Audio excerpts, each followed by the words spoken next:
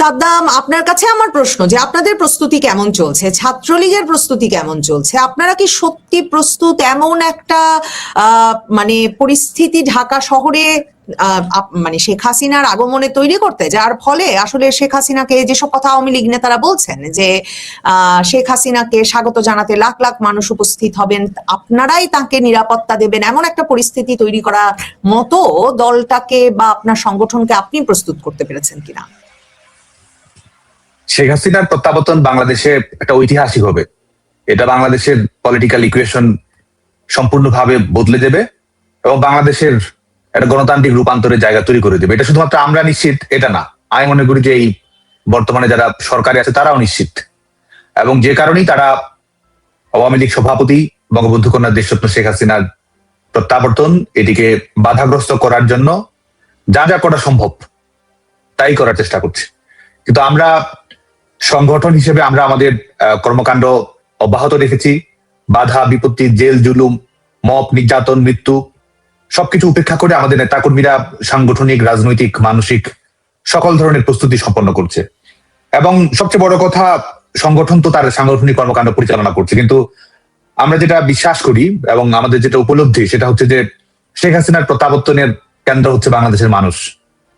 বাংলাদেশের মানুষের মধ্যে এটি নিয়ে অভূতপূর্ব সাড়া আছে, বাংলাদেশের মানুষের মধ্যে উন্মাদনা আছে, আশা জাগা নিয়ে একটা চাহনি নিয়ে একটা অপেক্ষা আছে, এবং মানুষ শেখ হাসিনার প্রত্যাবর্তনের সঙ্গে নিজের সমস্যার সংকটের সমাধানের একটা যোগসূত্র তৈরি করে। যে কারণে আমরা দেখছি যে আমাদের গ্রাসরুট অ্যাক্টিভিস্ট যারা আছে তারা যখন আমাদের সঙ্গে পর্যালোচনা মিটিং গুলো করে, আলোচনা হয়, সেখানে কিন্তু সংশ্লিষ্ট এলাকার যারা আমাদের দল করে না, যারা রাজনীতির সঙ্গে সম্পৃক্ত না, শিক্ষকতা করে, চাকরি করে, ছোটখাটো ব্যবসা করে, কিংবা কেউ বেকার হয়ে আছে, কেউ ভাতার বাইরে চলে গেছে, মেয়েরা বিভিন্ন সামাজিক সাংস্কৃতিক সংগঠন, তারা কিন্তু আমাদের স্থানীয় নেতাকর্মীদের সঙ্গে সার্বক্ষণিক যোগাযোগ করে। এমপি হিসেবে পার্লামেন্টে কে গেছে এই প্রহসনের নির্বাচনের মধ্য দিয়ে, সেখানে স্থানিক নির্বাচনে মানুষের কাছে সেটি গুরুত্ব পাচ্ছে না। এটা কিন্তু আমরা উপলব্ধি করছি আমাদের তৃণমূলের নেতাকর্মীদের সঙ্গে আমাদের আলাপচারিতার মধ্য দিয়ে, এবং তারাও এটি নিয়ে গ্রামে গঞ্জে, ওয়ার্ডে, মফস্বলে সবাই জানতে চাচ্ছে যে তার ভূমিকাটা কি হবে, কিভাবে সে ভূমিকা রাখতে পারে। মানে আমাদের দলীয় নেতাকর্মীরা নয়, আমাদের এই প্রত্যাবর্তনকে ঘিরে মানুষ কন্ট্রিবিউট করতে চায়, মানুষ এখানে নিজের একটা অংশগ্রহণ চায়, এবং মানুষ এটাকে আওয়ামী লীগের আন্দোলন একটা দলীয় দৃষ্টিভঙ্গি এভাবে দেখে না। মানুষ ভাবে যে এটা তার দেশের একটা গণতন্ত্রের প্রতি তার দায়িত্ব, কিংবা তার ভবিষ্যৎ প্রজন্মের জন্য এটা করতেই হবে। তো যে কারণে এই একটা শেখ হাসিনার প্রত্যাবর্তন যেমন অনিবার্য, এবং এটা আসলে বাংলাদেশের মধ্যে একটা বৃহত্তর একটা সামাজিক রাজনৈতিক ঐক্য ক্রমান্বয়ে গড়ে উঠছে, এবং এই ঐক্যের সামনে আসলে কোনো বিপত্তি টিকবে না। নিজেরাই এত বিপদে আছেন, আপনারা এত বিপদে, এর মধ্যে সাধারণ মানুষ কোন ভরসায়, মানে আপনাদের সঙ্গে যোগাযোগ করাও তো বিপজ্জনক হওয়া উচিত, মানে হওয়ার কথা, কোন ভরসায় স্থানীয় পর্যায়ের মানুষ আসলে তাদের সমস্যা নিয়ে আওয়ামী লীগ, ছাত্রলীগ এই মানে আপনাদের সঙ্গে যোগাযোগ করছেন, এবং কি প্রত্যাশায় করছেন তারা যোগাযোগ? মানে এটা তো একটা খুবই খুবই ইন্টারেস্টিং মানে আপনি আসপেক্ট তুলে ধরলেন যে সাধারণ মানুষ কেন, কি আশা নিয়ে আসছে আপনাদের কাছে? মানুষের সামনে কিন্তু কোনো বিকল্প নেই। মানুষ তো আর আমাদের, আমি কি বলছি, বক্তৃতা দিচ্ছি, কিংবা আরেকজন আমাদের দলীয় ভাবে কি বলছে, লিফলেটে কি দেয়া হচ্ছে, আমরা তো আমাদের দলীয় দৃষ্টিভঙ্গি হয়তো কম বেশি বলার চেষ্টা করি, কিন্তু মানুষ তো তার জীবন থেকে শিক্ষা নেয়, মানুষ তো তার অভিজ্ঞতা থেকে রাজনৈতিক সিদ্ধান্ত গ্রহণ করে, এবং মানুষ সাধারণত রাজনৈতিক প্রক্রিয়ায় সরাসরি অংশগ্রহণ, ভোটদান সেটির মধ্যেই থাকতে চায়। কিন্তু যখন দেখে যে তার স্বাভাবিক যে জীবন সেটা যখন অনিরাপদ থাকছে, তার ভরণ পোষণ, তার অর্থনীতির নিরাপত্তা কাঠামোটা যখন ভেঙে পড়ছে, তার পরিবারের প্রতি তার দায়িত্ব আছে, ছেলে মেয়েদের ভবিষ্যৎ নিয়ে তার চিন্তা আছে, যখন দেখছে যে বিদ্যমান রাজনৈতিক বন্দোবস্তের কারণে সেটা কোনো না কোনো ভাবে ক্ষতিগ্রস্ত হচ্ছে, তার দোকানপাট, ব্যবসা বাণিজ্য, সেখানে লাভ যত করছে চাঁদাটা বেশি দিতে হচ্ছে, এমপি, বিএনপি নেতাকর্মী, জামায়াতের নেতাকর্মী তাদের কাছে যখন সেটা দিতে হচ্ছে, যখন ছেলেমেয়েরা লেখাপড়া করবে, যখন সেখানে সেই শিক্ষার ব্যয় নির্বাহ করার সুযোগটা থাকছে না, ছোট ছেলেমেয়েটা স্কুলে পড়ে সেখানে বই পাচ্ছে না, পরীক্ষা দিতে যাবে সেটা নিয়ে অনিশ্চয়তার মধ্যে থাকতে হচ্ছে, বিশ্ববিদ্যালয়ে পড়ে লেখাপড়া শেষ করেছে, 2 বছর অতিক্রান্ত হয়েছে, ছেলেমেয়েটা হয়তো আন্দোলনেও গিয়েছে চাকরির জন্য, কর্মসংস্থানের জন্য, অথচ 2 বছর পরে সেখানে চাকরির কোনো গ্যারান্টি নেই। যখন দিনভর আপনার বাসায় বিদ্যুৎ থাকবে না, খাবারের জন্য যখন গ্যাসের জন্য অপেক্ষায় থাকতে হবে। আমাদের গ্রামে গঞ্জে আপনি কল্পনা করুন, শুধুমাত্র গার্মেন্টস সেক্টরে আমাদের 40 লাখ নারী আমাদের কাজ করে। যখন তারা দেখছে যে গ্যাসের অভাবে, জ্বালানি সংকটের কারণে তাদের কলকারখানাগুলো বন্ধ হচ্ছে, শহর ছেড়ে আবার গ্রামে ফিরতে হচ্ছে, তখন মানুষের সামনে কোনো বিকল্প আছে যে এই সমাধানটা একটা সহজ রাস্তা খুঁজে পাওয়ার? যে কারণে মানুষ যখন দেখছে তার সামনে কোনো বিকল্প নেই, মানুষ তার নিজের জীবন বাঁচাতে দেশের জন্য একটা তো ন্যূনতম পরিবেশটুকু চায়। মানুষ চায় না যে সরকার সবকিছু করে দিবে।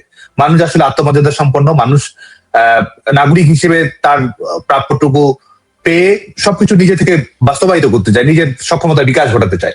যখন দেখছে যে রাষ্ট্রের কাছে সেই গ্যারান্টিটুকু থাকছে তো নাই, বরং যেটুকু অধিকার আছে সেটুকু নিয়ে এক ধরনের টানাহেঁচড়া চলছে, তখন স্বাভাবিকভাবে মানুষ সমাধান করতে চায়। এবং মানুষের সামনে রাজনৈতিক দল হিসেবে মানুষ রাজনৈতিক দল, সামাজিক সাংস্কৃতিক শক্তির কাছে ঐক্যমত করতে চায়। যখন দেখছে যে যারা এখন রাজনৈতিক দল হিসেবে বাংলাদেশে অপারেট করছে তারা সবাই কোনো না কোনোভাবে সরকার, তারা সবাই কোনো না কোনোভাবে বিদ্যমান রাজনৈতিক বন্দোবস্তের তারা সুবিধাভোগী, তারা এটা রক্ষা করতে চায়। তো স্বাভাবিকভাবেই যারা বাংলাদেশে আজকে এই সভা সমাবেশ করছে, সরকারি প্রোগ্রামে যাচ্ছে, স্বঘোষিত প্রতিনিধি হয়ে বসে আছে, তারা আসলে সমস্যার সমাধান দিতে পারছে না। এবং মানুষ তার রায়টা দিতে চায়, মানুষ স্বাধীন সিদ্ধান্ত নিতে চায়। যে কারণে আমি মনে করি যে এই কারণগুলো আওয়ামী লীগের দলীয় তৎপরতা, কর্মতৎপরতার চেয়ে মানুষের জীবনে রাষ্ট্রের ব্যর্থতার যে প্রভাব পড়ছে সে কারণে আসলে সংযোগটুকু বাড়ছে বলে আমি মনে করি। এবং মানে এর মাধ্যমে কি আপনার মনে হচ্ছে যে এতটা সংগঠিত হয়ে ওঠা সম্ভব হবে যে ডিসেম্বরের মধ্যে, বা মানে অনেকে তো বলছেন যে ডিসেম্বরের মধ্যে মানে তো ডিসেম্বর না, এর মধ্যে বাংলাদেশের রাজনীতিতে বাংলাদেশে আবারও পূর্ণোদ্যমে আওয়ামী লীগ এবং আওয়ামী লীগের অঙ্গ সংগঠনগুলো ফিরে যেতে পারবে? মানে আপনারা কি মানুষকে সেই পর্যায়ে সংগঠিত করতে পারবেন আসলে সেই সময়ের মধ্যে? কি আঁচ করতে পারছেন, সেই জায়গাটা কিভাবে সম্ভব হবে বলে আপনারা আলোচনা করছেন? আমি যেটি বললাম সেটা তো একটা সামাজিক যে দৃষ্টিভঙ্গি মানুষের, সেটা আরেকটা হচ্ছে যে দল হিসেবে আওয়ামী লীগ, বাংলাদেশ ছাত্রলীগ কিংবা আমাদের অন্যান্য সহযোগী সংগঠনগুলো, এবং এই সংগঠনগুলো আজকে হয়তো তারা ক্ষমতায় আছে 2 বছর ধরে, নির্বাচনের বাইরে রেখেছে, নিষেধাজ্ঞার বাইরে রেখেছে, দলের শক্তি তো আর ক্ষয় হয়নি, দলের শক্তি ক্রমাগত হয়ে বৃদ্ধি পেয়েছে। এবং এটা যারা মনে করছে যে কিছুই হচ্ছে না এবং কিছুই হবে না, তারা তো আসলে বোকাচরকে বসবাস করছে।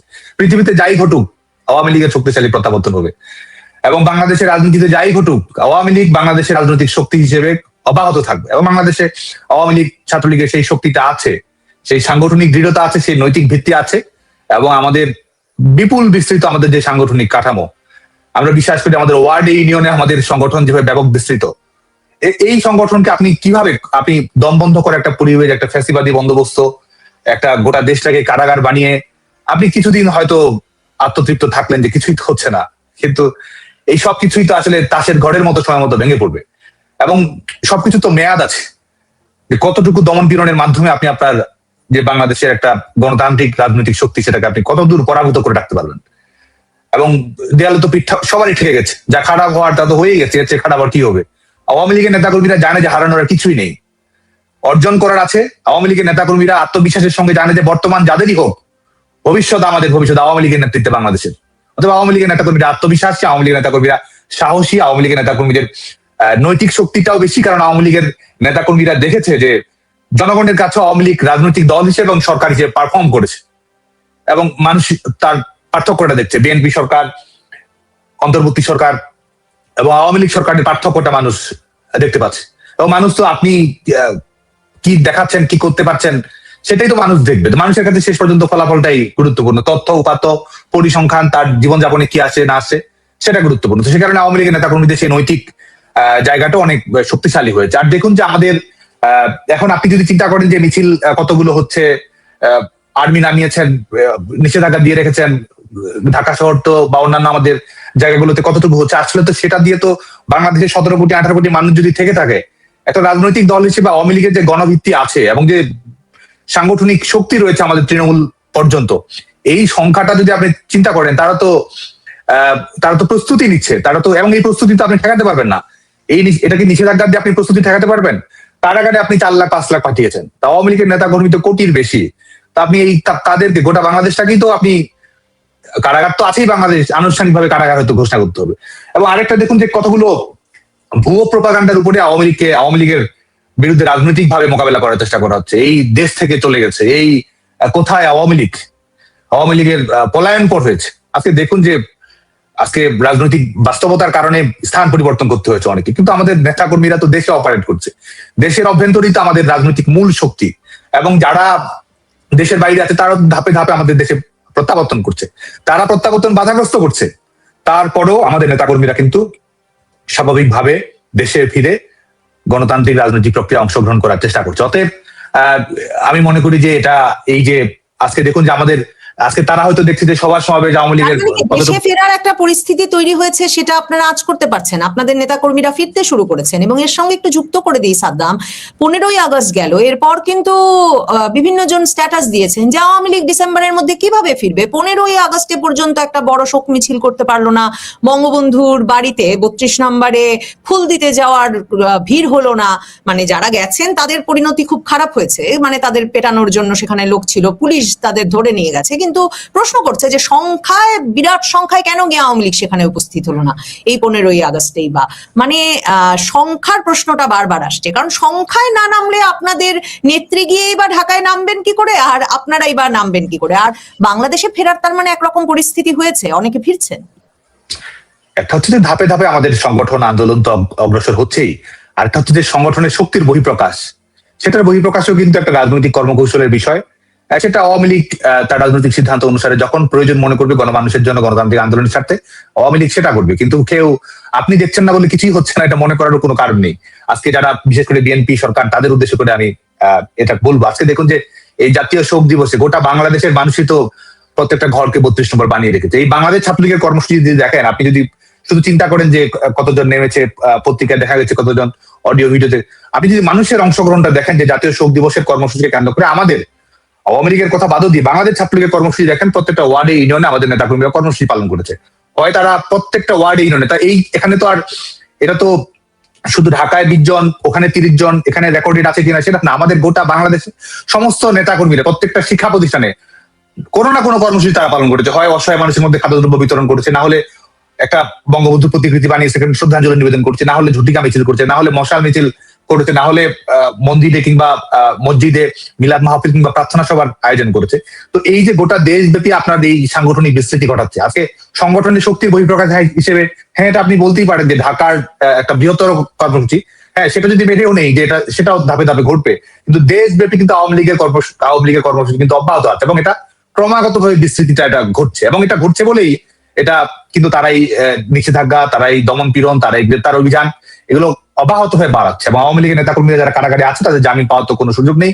ক্যাঙ্গারু কোর্টের ট্রায়ালের স্পিড বাড়িয়ে দিয়েছে, রায়ের স্পিড বাড়িয়ে দিয়েছে, এবং এমন ভাবে তারা আজকে দেখুন বাংলাদেশের মানুষকে তারা জিম্মি করছে, তারা কূটনৈতিক সিদ্ধান্ত গ্রহণ করছে ডোমেস্টিক অডিয়েন্সকে বা তাদের যে একটা একটা এই মৌলবাদী গোষ্ঠীগুলো, রাজনৈতিক গোষ্ঠীগুলো যে একটা পক্ষ গড়ে উঠেছে তাদেরকে খুশি করার জন্য তারা সিদ্ধান্ত গ্রহণ করা হচ্ছে। এবং বাংলাদেশের মানুষকে জিম্মি করে বাংলাদেশের মানুষের অর্থনৈতিক নিরাপত্তা, রাজনৈতিক নিরাপত্তা, স্ট্যাবিলিটি, বিদেশি বিনিয়োগ এসব নিয়ে না ভেবে আওয়ামী লীগকে কিভাবে দমন করা যায় এটাই হচ্ছে এদের প্রধানতম লক্ষ্য হিসেবে প্রতিষ্ঠিত হচ্ছে। একটা সরকারের প্রধানতম কাজ যে মানুষকে ডেলিভারি দেয়া, মানুষকে সার্ভিস দেয়া, সেটা কিন্তু না, তারা এমন সিদ্ধান্ত গ্রহণ করছে যে সিদ্ধান্ত মূল লক্ষ্য হচ্ছে আওয়ামী লীগের দমন পীড়ন। এবং এই আওয়ামী লীগের দমন পীড়ন করতে গিয়ে এমন সিদ্ধান্ত গ্রহণ করছে যে শুধুমাত্র আওয়ামী লীগের নেতাকর্মীরা ক্ষতিগ্রস্ত হচ্ছে সেটা না, বাংলাদেশের জনগণকে তারা বিপদগামী এক ধরনের সংকটের মুখে ফেলে দিচ্ছে।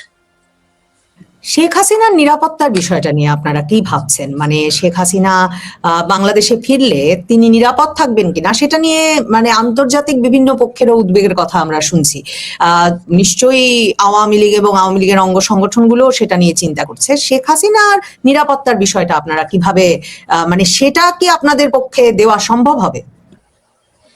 সেটা তো অবশ্যই আমাদের সংগঠনের জায়গা থেকে তো সর্বোচ্চ চেষ্টা প্রস্তুতি থাকবে, কিন্তু আমরা বিশ্বাস করি আসলে জনগণের উপরে। এবং আজকে দেখুন যিনি 21শে আগস্টে গ্রেনেড হামলার মূল কারিগর, পরিকল্পক, আজকে প্রধানমন্ত্রীর পদে দখল করে বসে আছে, সেদিনও হত্যা চেষ্টা হয়েছিল, সেদিনও রাষ্ট্রীয় সমস্ত মেশিনারিজ কিন্তু সেদিনও ব্যবহার করা হয়েছিল। স্বরাষ্ট্র মন্ত্রণালয়, ডিজিএফআই, এনএসআই, বিভিন্ন সংগঠন, সন্ত্রাসী সংগঠন, আন্তর্জাতিক জঙ্গি সংগঠন, তাদের গ্রেনেড নিয়ে আসা, সেখান থেকে তাদেরকে বাংলাদেশের বাইরে ফেরত পাঠানো, রাষ্ট্রীয় মেশিনারিজ কিন্তু সেদিনও তারা ব্যবহার করেছে। এবং আওয়ামী লীগের নেতাকর্মীরা নিজের জীবন দিয়ে হলেও বঙ্গবন্ধু কন্যা দেশরত্ন শেখ হাসিনার মানব ঢাল তৈরি করে কিন্তু সেই জীবন রক্ষা করেছে। এবং সাধারণ মানুষও সেই অভূতপূর্ব সাড়া দিয়েছে। শুধুমাত্র সেই 2024 সালের 21শে আগস্ট গ্রেনেড হামলা কেন, অনেকবার আওয়ামী লীগ সভাপতি বঙ্গবন্ধু কন্যা দেশরত্ন শেখ হাসিনার জীবনের উপরে আঘাত এসেছে। এবং এটা আজকে দেখুন যে শেখ হাসিনা রাজনীতি যদি আপনি দেখেন যে একজন রাজনীতিক হিসেবে আপনি যদি পক্ষে বিপক্ষে মূল্যায়ন, আলোচনা, সমালোচনা, প্রশংসা যেটাই করেন না কেন, পৃথিবীর আপনি যদি অন্যান্য রাজনীতি, প্রধানমন্ত্রী, দলীয় প্রধান দিকে দেখেন, যে তা শেখ হাসিনার জীবনের উপরে যে রিস্ক ফ্যাক্টর কিংবা তার বিশেষ করে মৌলবাদী গোষ্ঠীগুলোর ধারাবাহিক আক্রমণ এবং বিরোধী যারা অন্যান্য রাজনৈতিক দল যারা অপারেট করে গণতন্ত্রের মুখোশে, তারাও যেভাবে যতভাবে আক্রমণ পরিচালনা করছে, তো শেখ হাসিনার সেই নিরাপত্তার উপরে আঘাত তারা বারবার করার চেষ্টা করেছে এবং বাংলাদেশের মানুষের দোয়া, ভরসা, ভালোবাসা এবং আওয়ামী লীগের নেতাকর্মীদের ইস্পাত দৃঢ় মনোবলের মাধ্যমে কিন্তু সমস্ত প্রতিকূল পরিস্থিতি মোকাবেলা করা গেছে।